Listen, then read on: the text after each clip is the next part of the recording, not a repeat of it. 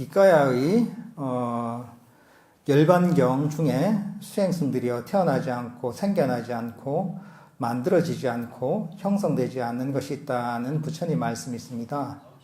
이 말씀이 참나를 말씀하신 것이라는 견해의 논문들이 있는데요. 어떻게 생각하시는지요? 이건 해석의 문제인데 사실은 또 참나에 대한 믿는 분들은 이렇게 또 해석을 하는 거죠. 생겨나지 않고 만들어지지 않고 형성되지 않은 것이다. 보통 이제 열반은 언어적으로 설명할 수가 없습니다. 사실 이게 보통은 이제 부정적으로 표현을 많이 합니다. 이게 무엇이 아니다 이렇게 표현을 해서 사실 열반을 설명을 합니다. 왜냐하면 열반이라는 것 자체가 우리가 현실적으로 경험할 수 있는 경험 세계의 것이 아니거든요. 그 모든 것을 모두 넘어서 있기 때문에 보통은 이 부정적인 표현으로 설명을 합니다. 그렇지만 확실한 건 뭐냐 하면 이 부처님께서 얘기를 하실 때 영원히 존재하는 참나, 영원히 존재하는 그런 우주적인 의식 또는 우주적인 일종의 이제 브라만이 아트만 같은 그런 영원한 어떤 나에 대해서는 분명히 부정을 하셨습니다. 그래서 부처님께서도 보면 법만경 같은 데서는 법만경이 디가니까에 나오는 건데 법만경 같은 데서는 62가지 사견에 대해서 얘기합니다. 62가지 잘못된 견해에 대해서 차례대로 얘기하시는데 그 대부분이 바로 이 영원한 영원한 나, 일종의 참나, 여기에 대한 믿음이 있는 사람들을 논파를 합니다. 이게. 그런 것들이 전부 사견이라고 보는 겁니다. 이게. 그러니까 그 열반에 대해서 얘기하는 것은 보통 얘기하는 영원한 나 이거하고는 사실은 거리가 많이 있습니다. 아까 그 꼰다냐 존자가 깨닫고 나서는 얘기했잖아요. 모든 형성된 것은 소멸되기 마련이라고 하잖아요. 그러니까 무엇이 됐든 형성된 것은 모두 소멸하기 마련인 것이죠. 영원한 게 아닌 거죠. 그러니까 영원한 뭔가가 있다고 주장하는 건 사실은 근본적으로 부처님 가르침에 맞지 않죠. 예.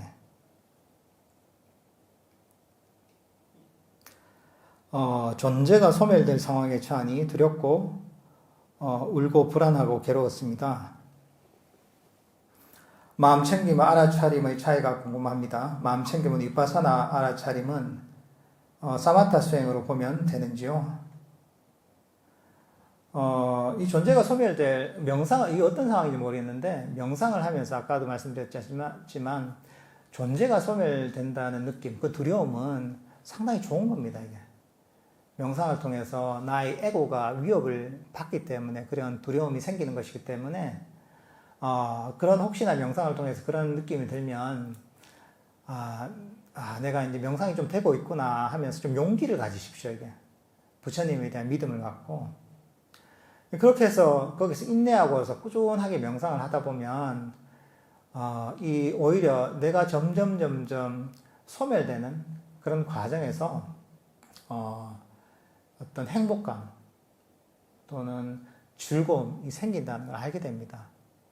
그 두려움을 조금 넘어서면 더 큰 자유가 있고 더 큰 행복이 있습니다. 또 두려움이 생길 때 그걸 또 넘어서게 되면 더 큰 행복과 자유가 있으니까 그렇게 좀 믿음을 가지시고 하시면 좋을 것 같습니다. 그리고 마음 챙김과 알아차림이 할 때 이건 거의 비슷하겠습니다. 이게 사띠라고 하는 사띠를 보면 여러 가지로 번역을 합니다. 마음 챙김이라고 번역하기도 하고 알아차림이라고 번역하기도 하고 또는 기억이라고 번역하기도 하고 색임이라고 번역하기도 하고 각자 이 번역을 어떤 식으로 해서 번역을 하냐에 따라서 다 번역 용어가 다릅니다. 이게. 근데 이제 사실은 마음 챙김이나 알아차림이나 같이 사띠를 가지고 얘기하는 겁니다.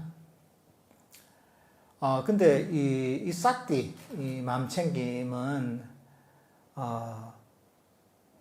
우리가 좀 알아야 될 것은 마음의 고요한 멈춤에 생기는 겁니다. 이거는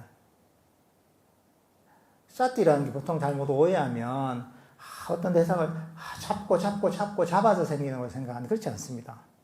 사띠, 아주 순수한 사띠는 우리 마음이 대상과 함께 고요하게 멈췄을 때 생깁니다.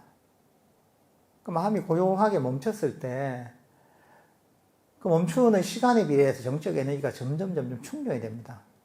정신적 에너지가 충전이 되면 마음이 밝아지고 깨어납니다. 마음이 밝아지고 깨어나는 것 자체가 사띠가 점점 강력해지는 겁니다. 그러니까 사띠를 개발하기 위해서는 마음이 고요하게 이 순간에 멈춰야 됩니다.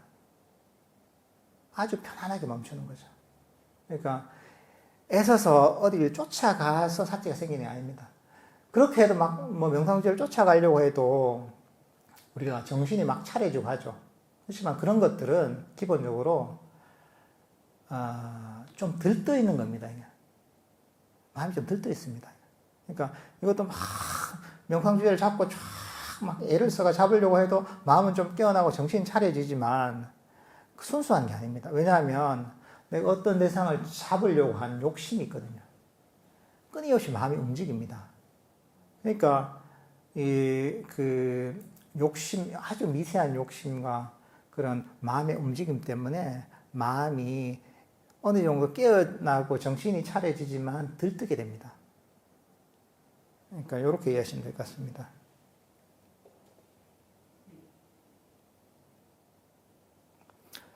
생각, 말, 행동이 업을 만든다고 알고 있습니다. 말과 행동은 겉으로 드러나서 이해가 되는데 생각은 내면에 저절로 떠오르는 경우가 많아 의문이 생깁니다.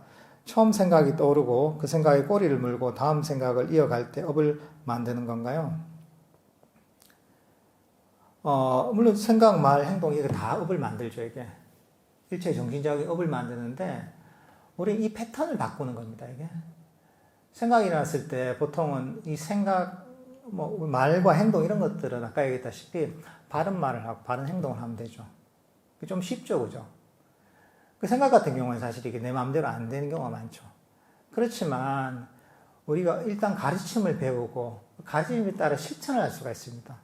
생각의 첫 번째는 중요성을 부여하지 않아야 됩니다. 생각이 중요하다고 여기고 실체라고 여기면 생각을 쫓아가게 됩니다. 실제로 여깁니다, 이게. 그러다 보면 거기 휩싸이는 거죠. 근데 그게 아니라 생각을 하나의 내게 아닌 것으로 또는 TV에서 나오는 TV의 프로그램처럼 드라마처럼 볼 수 있는 거죠.